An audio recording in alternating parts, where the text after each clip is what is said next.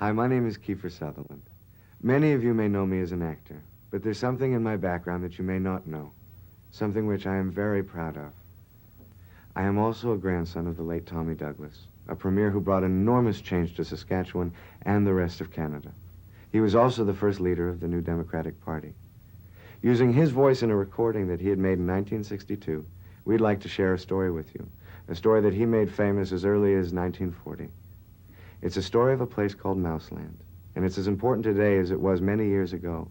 It's not just a piece of history. It's really one of the best explanations you'll ever hear about why Canadians like you and me support the New Democrats.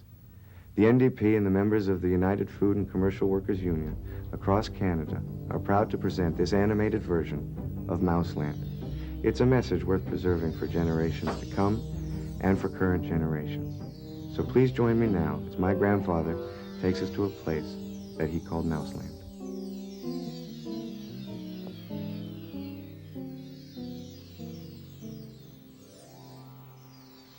It's a story of a place called Mouseland. Mouseland was a place where all the little mice lived and played and were born and died. And they lived much as you and I do. They even had a parliament. And every 4 years they had an election. They used to walk to the polls and cast their ballot.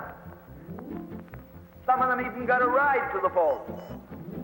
Got a ride for the next 4 years afterwards, too. Just like you and me. And every time on election day, all the little mice used to go to the ballot box and they used to elect a government. A government made up of big, fat, black cats. Now, if you think it's strange that mice should elect a government made up of cats, you just look at the history of Canada for the last 90 years, and maybe you'll see that they weren't any stupider than we are. Now, I'm not saying anything against the cats. They were nice fellows. They conducted the government with dignity. They passed good laws. That is, laws that were good for cats. But the laws that were good for cats weren't very good for mice. One of the laws said that mouse holes had to be big enough so a cat could get his paw in. Another law said that mice could only travel at certain speeds so that a cat could get his breakfast without too much physical effort. All the laws were good laws for cats. But oh, they were hard on the mice. And life was getting harder and harder. And when the mice couldn't put up with it anymore, they decided something had to be done about it. So they went en masse to the polls. They voted the black cats out. And they put in the white cat. The white cat had put up a terrific campaign. They said all that Mouseland needs is more vision. They said the trouble with Mouseland is those round mouse holes we've got. If you put us in, we'll establish square mouse holes. And they did.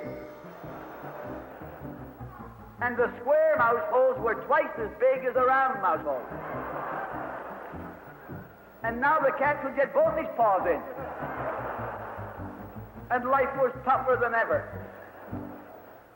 And when they couldn't take that anymore, they voted the white cats out and put the black ones in again. And then they went back to the white cats, and then to the black cats. They even tried half black cats and half white cats.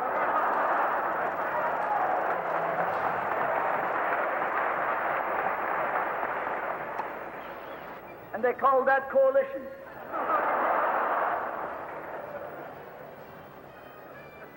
They even got one government made up of cats with spots on them.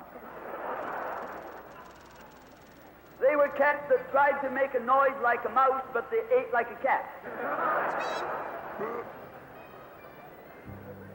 You see, my friends, the trouble wasn't with the color of the cat. The trouble was that they were cats. And because they were cats, they naturally looked after cats instead of mice. Presently, there came along one little mouse who had an idea. My friends, watch out for the little fellow with an idea. And he said to the other mice, look, fellas, why do we keep on electing a government made up of cats? Why don't we elect a government made up of mice? Oh, they said he's a Bolshevik. Lock him up. So they put him in jail. But I want to remind you that you can lock up a mouse or a man, but you can't lock up an idea.